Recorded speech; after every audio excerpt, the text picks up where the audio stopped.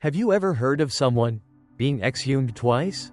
Not someone with the same name, not a mistaken grave, but the same person, same birth and death dates, and even the same remains, except for one thing: the jaw was wide open. And inside, 4 words were carved: "I'm not gone." This story began with a phone call in the middle of the night.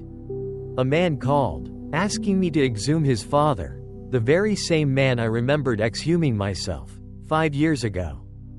From that moment on, layer after layer of secrets began to unravel: a fake grave, a wrongly accused death, a hidden debt of gratitude, and souls called by the wrong names. This isn't a ghost story. This is a story about the living, those who never truly lived, and those who never truly rested. The sun hadn't risen yet. A white mist still covered the fields outside.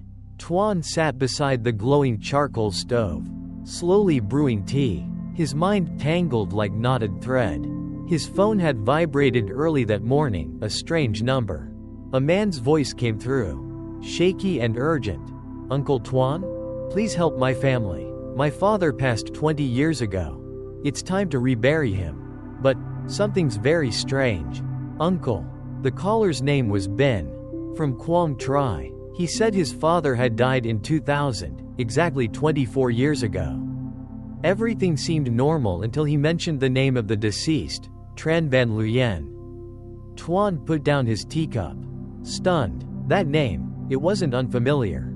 Not just familiar, it was seared into his memory like an old scar. 5 years ago, he'd exhumed a grave with that exact name. Same birth year, same death year, also in Quang Tri. Could someone really have the same name, same age, same date of death, and the same face? Tuan still remembered that day clearly. It had started raining midway through the dig. When the coffin was opened, the remains were perfectly intact and neatly arranged. But the lower jaw had been slightly open, as if trying to speak. The family hadn't reacted, so Tuan hadn't asked questions. Now, he packed up his old notebook, the one where he recorded every grave he had ever touched, and set off for Quang Tri. The road was long, and his heart felt heavy. When he arrived, he was led to an old tile-roofed house, its walls covered in moss. Ben greeted him with a confused expression. "Do you remember me?" "Uncle, when my dad died, I was overseas. My relatives handled everything. I just came back, and found out his grave was never moved." Tuan sat down and flipped through his notes. March 15, 2020. The name, Tran Van Luyen. The grave was behind Tan Temple. The person who requested the exhumation, Mrs. Thao, Mr. Luyen's wife. Tuan asked. Mrs. Thao was Mr. Luyen's wife, right? Ben nodded. "Is she still alive?" Ben paused, then replied quietly. "She passed away last year. After she died, we started preparing for the reburial, and that's when the strange things began." "Do you still remember the location of the grave? Can you take me there?" Tuan nodded, though his heart grew more uneasy. They went out to the field, the same one where Tuan had once dug up the bones. The site was faded now, but he remembered it clearly. It was the first time he'd seen a jawbone that seemed to speak. He crouched and pointed to a sunken patch of ground. "Right here. 5 years ago, I exhumed this with my own hands. The skeleton was perfectly intact." Ben stood frozen, then mumbled, "That's the same spot where my father's grave is." Silence settled in. Tuan looked at Ben and said slowly, "If you don't believe me, I'll take you to my house tomorrow. I still have the pictures from back then. Same person, same bones. No way we dug up the same exact remains twice." Ben nodded, though his eyes were clouded with doubt. The next morning, the two of them went to the cemetery to dig up the official grave, the one Ben had pointed out as his father's. After digging just a few feet, a strange odor rose from the soil. When they pried open the coffin lid, Tuan stepped back. It was just like last time, intact remains. Open jaw, but this time, something more. A small bone fragment tucked in the jawbone had something carved on it. Tuan picked it up, wiped off the dirt, and there it was, faintly etched. "I'm not gone." Bin stood in shock. Tuan felt as though he'd been yanked 5 years into the past. Everything was identical, but the question that no one could answer was, if the body had never been reburied, then who, or what, had Tuan exhumed back then? Or, had it all been a hallucination? That question pressed down on their minds the entire ride home. Tuan knew one thing for sure: this story wasn't over.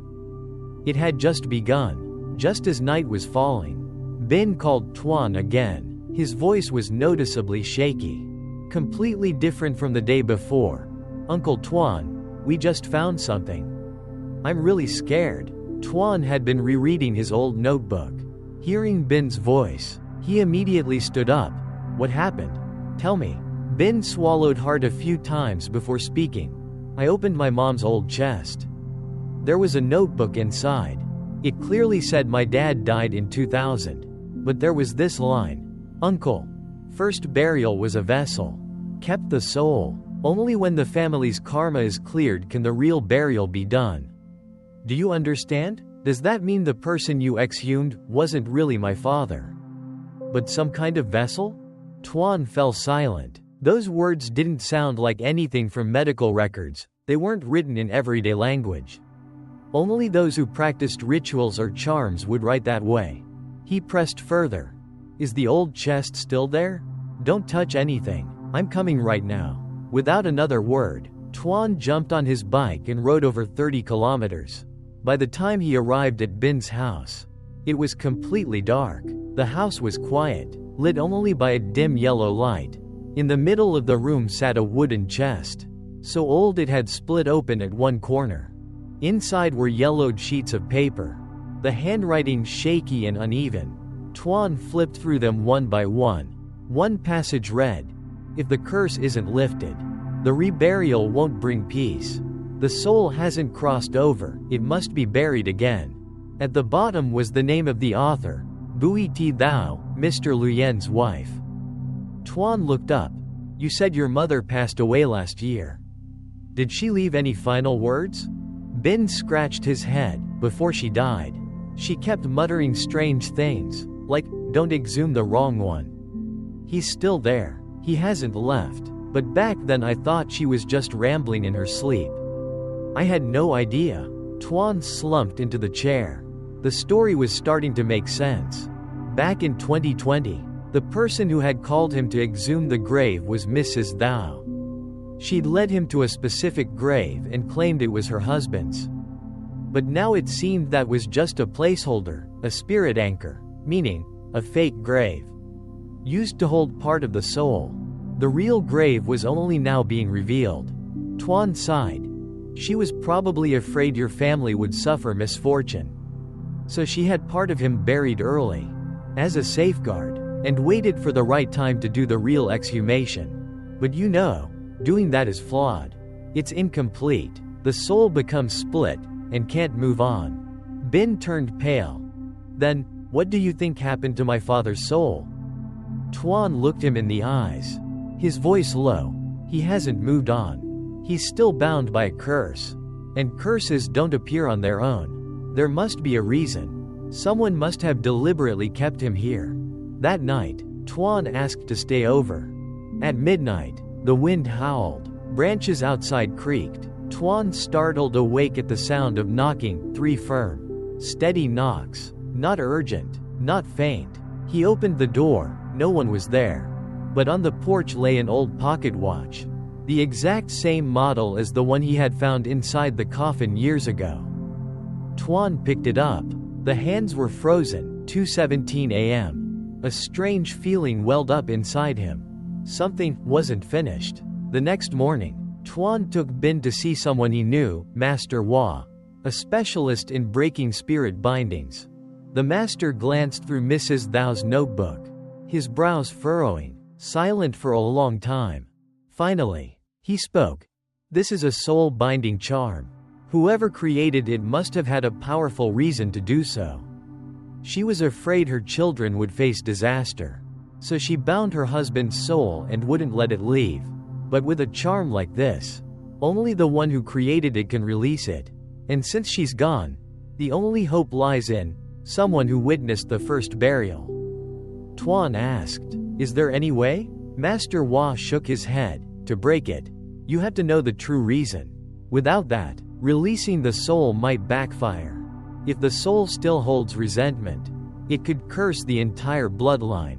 Didn't you say the grave was already opened? The bones intact, mouth open, and the message, 'I'm not gone,' clearly shown? That's not a plea to escape, it's a warning. It means, the time isn't right yet." Bin's face turned pale. Tuan gripped the notebook tightly. His voice calm but firm. "I will find out who witnessed the first burial. This cannot be left unfinished."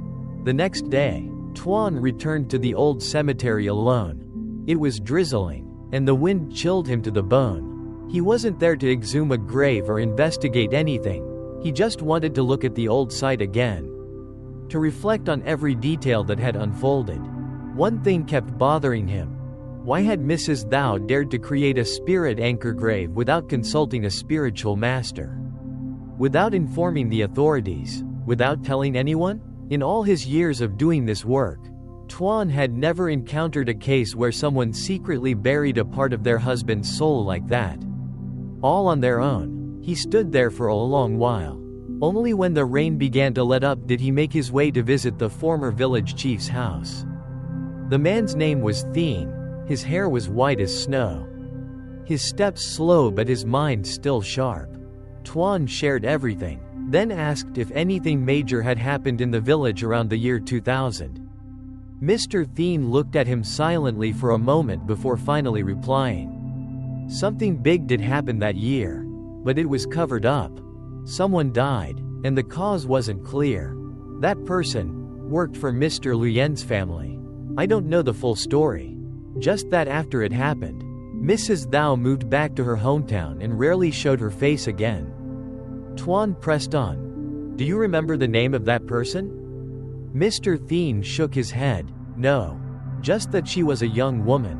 Had worked for the family a long time. Very obedient. Everyone liked her. They said she died suddenly. Some claimed she fell into a well. Others said it was heart disease. But what's strange is, it happened just days after Mr. Luyen's memorial ceremony. Their house shut its gates tight. No one dared to go in." Tuan left the chief's house, his mind spinning. A young woman died under unclear circumstances, right around the time Mr. Luyen passed away. A spirit anchor grave was quietly set up. A soul had been held back, with the words, "I'm not gone," etched into bone. They all seemed unrelated, and yet, somehow, eerily interconnected. On the way back, Tuan stopped by the village's corner store and chatted with the elders who were sipping tea along the roadside. One elderly woman, probably over 80, recoiled when she heard the name Mr. Luyen's family. Then whispered, "There was a girl named Duyen. She cooked for them back then. Loved her boss. When he died, she died too. People said she took poison. But Mrs. Thao kept it quiet. Pretended like the girl never existed." Tuan felt a cold shiver run down his spine. So someone had died, out of love, out of sorrow, and was erased from the village's memory. Could it be that this was the reason why Mrs. Thao kept Mr. Luyen's soul from moving on? To stop him from being dragged away by that girl? That night, Tuan returned to Bin's house, but said nothing about what he had learned. He only asked, "Do you have any old family photo albums? The old kind, developed from film?" Bin searched for a long while, finally pulling out a stack of faded pictures. Tuan sat down, inspecting each one carefully. Then, in a corner of a photo taken during a year-end party in 1999, he spotted a girl standing behind a potted plant, holding a food tray, her eyes gazing at Mr. Luyen with unmistakable affection. On the back of the photo, written in fine ballpoint pen, were the words, "Duyen, kitchen, last tet." Tuan folded the photo gently and sighed. "I think I'm starting to understand, but to be sure, I need to go back to the old grave one more time tomorrow. I have to verify it myself." That first grave I exhumed back in 2020 might not have been fake at all. It could have been Duyen's grave. And someone made me believe it belonged to Mr. Luyen. If that's true, then someone has been keeping a soul in the wrong way, and the wrong soul altogether. The next morning, Tuan asked Bin for permission to return to the spot where, 5 years ago, he had exhumed what was believed to be Mr. Luyen's grave. Bin agreed, though he seemed a bit surprised. Why do you need to check it again, Uncle? Tuan simply replied, there's something I may have gotten wrong from the start. I need to see it with my own eyes. The field behind Tanan Temple was still the same, though the grass had grown thicker, and any traces from before had nearly vanished. Tuan had to rely on memory and a few old stone markers to pinpoint the exact spot. As he dug down, he noticed the soil was much drier than during the second exhumation. After nearly 3 hours, he finally pulled out the decaying wooden coffin from beneath the earth. He opened the lid, and once again, the familiar skeletal remains appeared, the bones intact, the lower jaw slightly ajar. But this time, Tuan wasn't looking at the overall condition. He was after the smallest details. In silence, he turned over each bone, arms, legs. Everything looked normal, until he reached the shoulder blade. One edge of the bone was chipped. There, under the sunlight, he saw a faint, thin mark, barely visible. Tuan carefully wiped it clean, leaned in closer. His eyes froze. Next to the chipped edge was a tiny circular symbol. Beside it were 2 interlocking letters, DT. Tuan let out a long sigh. Duyen, that was the girl's given name. The T remained unclear. Maybe a middle name or initial. But one thing was certain. This wasn't Tran Van Luyen. The person buried in that first grave was Duyen. Tuan took photos, documented everything carefully, then gently reburied the grave as it was. He didn't say a word to Bin. Instead, he brought all the evidence back to Master Hua. After reviewing the findings, the master sighed. This is serious. The spirit being held here isn't Mr. Luyen. It's Duyen, and her soul has been trapped under the name of a man. Treated as a powerful lingering soul. Denied passage. That kind of grievance runs deep. If we want to release her now, she must be called by her true name. Tuan sat in silence, stunned. So all these years, the one crying out, I'm not gone, wasn't Mr. Luyen. It was a young woman, one who had loved in silence, died in anguish, and was then erased from everyone's memory. Tuan returned home with a heavy heart. Throughout the journey, the image of the girl named Duyen kept appearing in his mind. A young woman, who died in anguish because her love was never acknowledged, and then was erased from all memory. Was there any death more unjust than that? And what was even more cruel? Her soul had been imprisoned under the name of the very man who had caused her pain. The next morning, Tuan went to find Bin again. He looked the young man straight in the eye, his voice slow but firm. I need to tell you something, but promise me you'll listen to the whole thing before reacting. Bin nodded, unease creeping in. Tuan told him everything, from the photograph, to the name Duyen, to the first grave, and even the marking on the bone. When he got to that part, Bin's face went pale. You're saying, the person you exhumed in 2020 wasn't my father? That's right, it was a girl named Duyen, who used to work in your house. I believe, your mother, Mrs. Thou, switched the name, used his to anchor her soul. Maybe to protect something for your father. Or maybe, to hide a truth she couldn't face. Bin stood in silence for a long time, then suddenly got up and paced around the room. This is too big. Uncle, I've never heard anyone in my family even mention a woman named Duyen. But why switch graves? Why imprison someone's soul like that? And, where is my real father buried? Was he hidden too? Tuan pulled Bin down to sit again. I'm trying to find that answer too.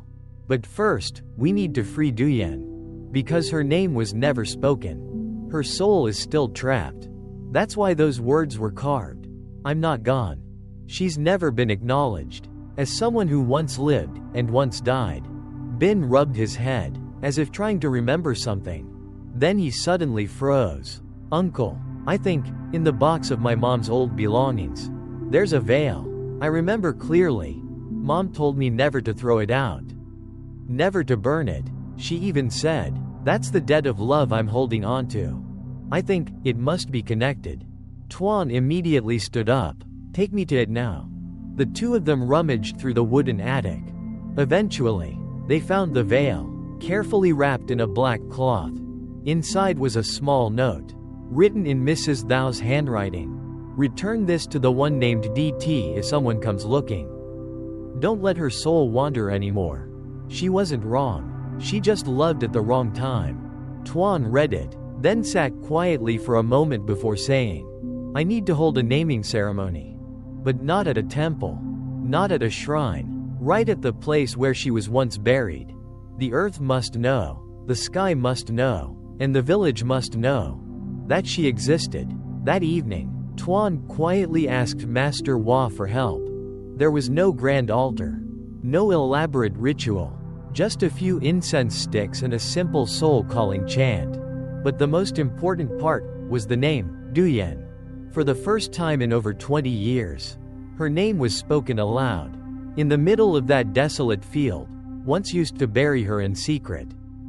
Tuan called out, Miss Duyan, if you're still here, please listen. You were once alive. You had a place in that house. Your death wasn't a disappearance. Today, I call your name, so you may reclaim yourself. A soft breeze drifted by. There was nothing eerie, no strange sounds, just a gentle lightness in Tuan's heart, as if someone had nodded. The incense flames burned steadily, untouched by the wind. Master Hua stood beside him and whispered, she heard, she knows now, she's remembered. And that's enough. On the way home, Bin asked, do you think she'll be able to move on? Tuan looked out the window. Not right away, but she's no longer bound. She'll choose her own time to go. And she won't carry anger. Bin nodded quietly. I don't fully understand what happened back then. But I promise, if I find anyone who once knew her, I'll bring them here, just to say her name, even once. Tuan smiled. That's exactly what she needs. Not charms, not rituals, but remembrance. To be called by name. That night, the field behind Tanan Temple was strangely quiet. For the first time in 20 years, no one heard sighs in the wind. The next morning, Bin called Tuan. Are you free? Uncle, I want to take you to meet someone. He might help us understand more about my father. Tuan replied simply, let's go.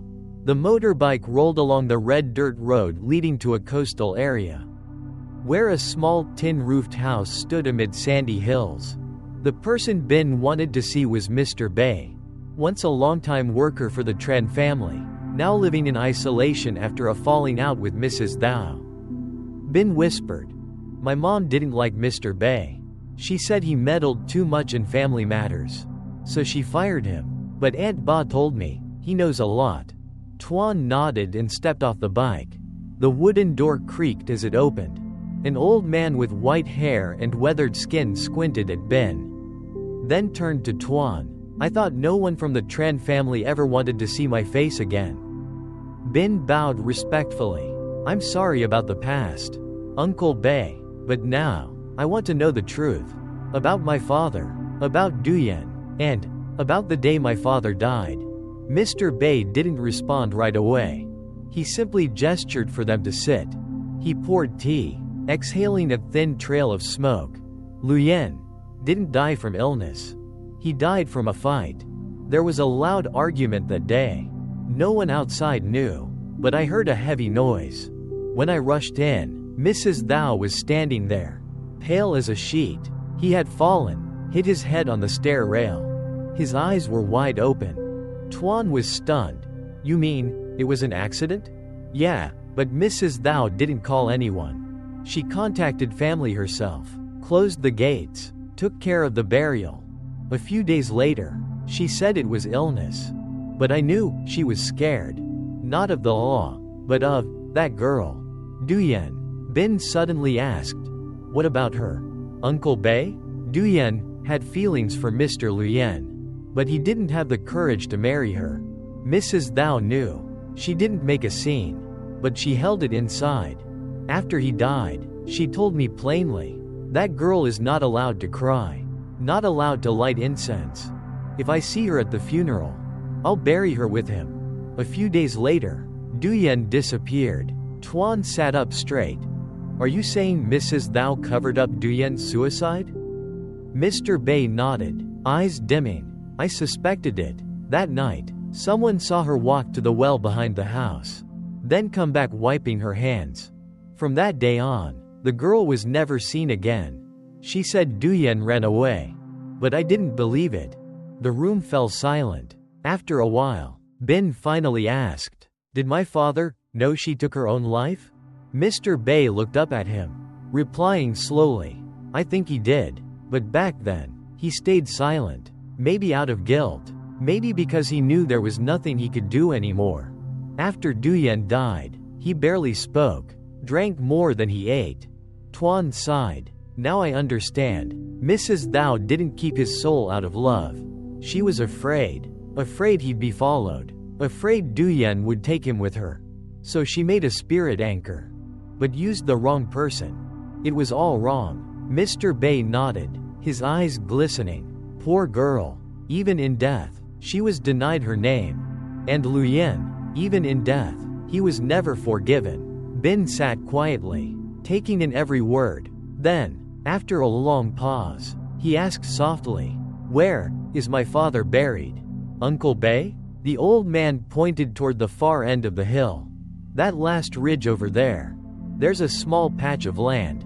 Back then, Mrs. Thou had him buried there. No name, no tombstone, just a bare mound. She said it was to let the wind carry away all sins. But I think she was full of regret too. That afternoon, Tuan and Bin walked to the small hill. The wind swept through the wild grass. In the middle of the open land stood a raised mound about half a meter high. No name, no incense, only the wind. Tuan gently placed his hand on Bin's shoulder. This is where your father rests. If you want, we can hold a small ceremony. Doesn't need to be public. Just enough for him to know. His son has found him. Bin knelt down, pulled out an old photo from his pocket, a family portrait. He placed it near the base of the mound. His voice choked. I'm sorry, Dad, I found out too late. But I'll make things right, so you can finally rest in peace. Tuan looked up at the sky.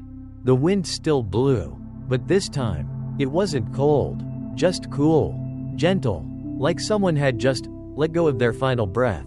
A week after discovering his father's true grave, Bin called Tuan. His voice was steadier than before, though still tinged with hesitation. Uncle, I want to hold a proper reburial ceremony for my father. Formal, with his real name, at his rightful resting place. I don't want him lying in a place no one knows anymore. Tuan sat at his tea table, flipping through his work notebook, then gently nodded. All right, but I have one condition. We must invite Master Hua.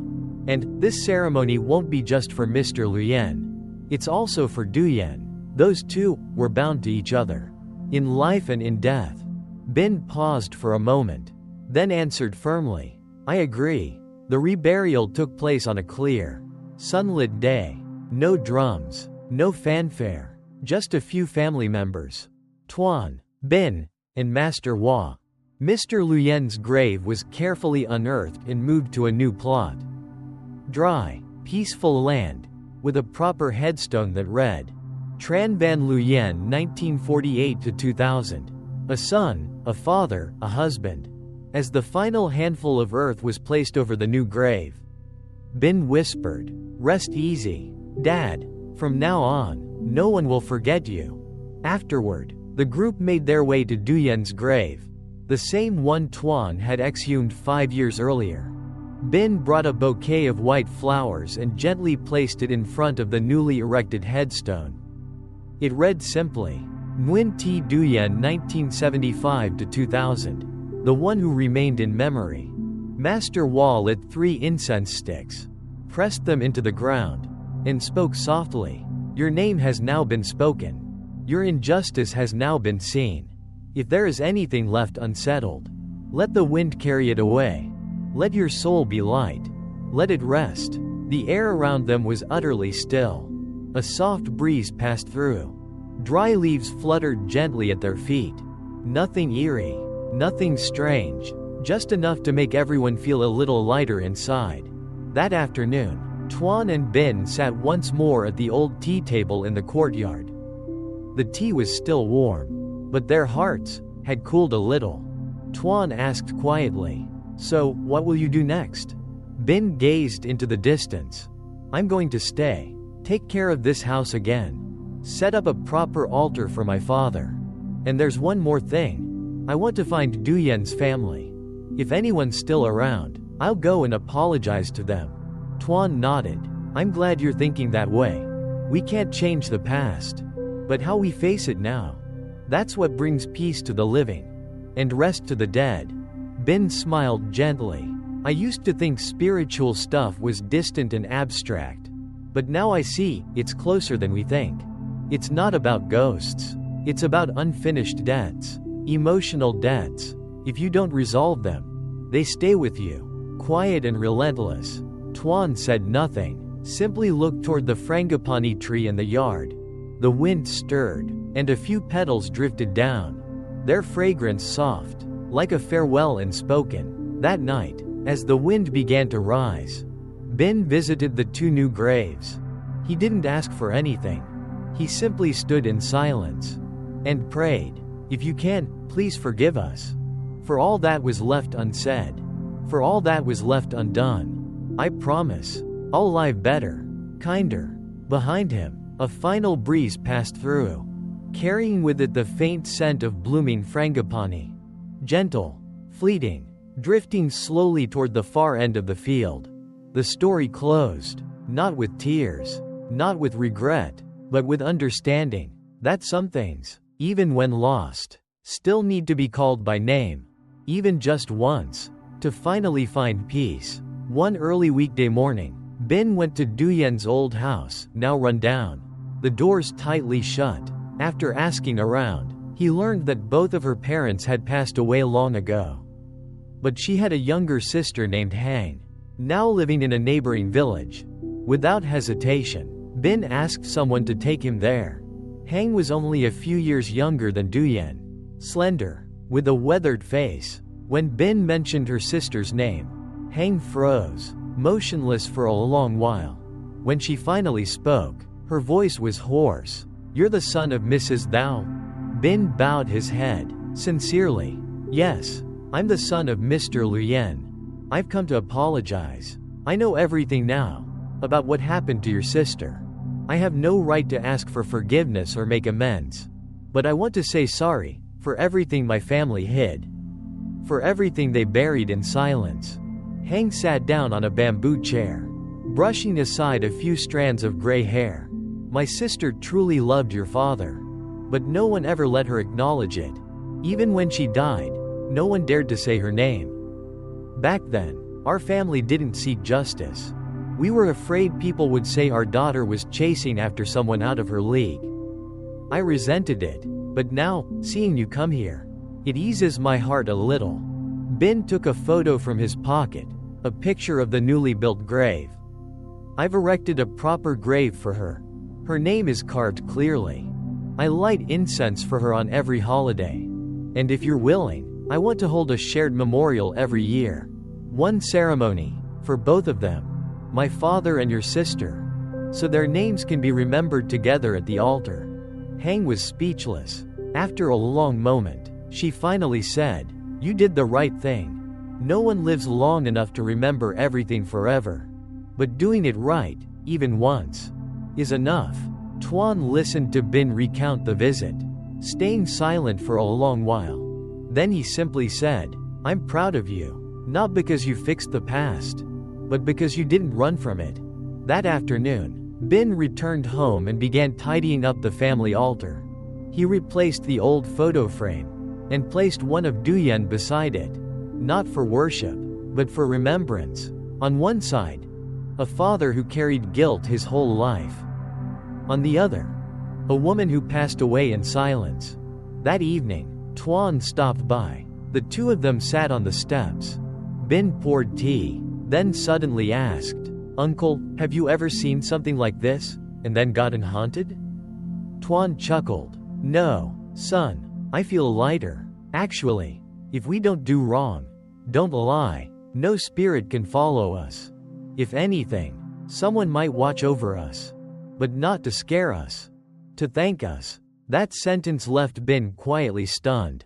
On the first memorial day for both Mr. Luyen and Miss Duyen, Bin prepared a modest meal and placed 2 incense bowls side by side. No one said anything, but everyone could feel something had finally come to a close. That night, after all the guests had left, only Bin and Tuan remained to tidy up. Suddenly, the oil lamp on the altar flickered slightly, then stilled. No wind, no tremor, yet the faint scent of blooming frangipani drifted through the air, soft and subtle. Tuan placed a hand on Bin's shoulder, his voice warm and calm. "They've left now?" Bin asked. "Are you sure, Uncle?" "Yes, they've moved on. There's nothing holding them back anymore." The two sat in silence for a long time afterward.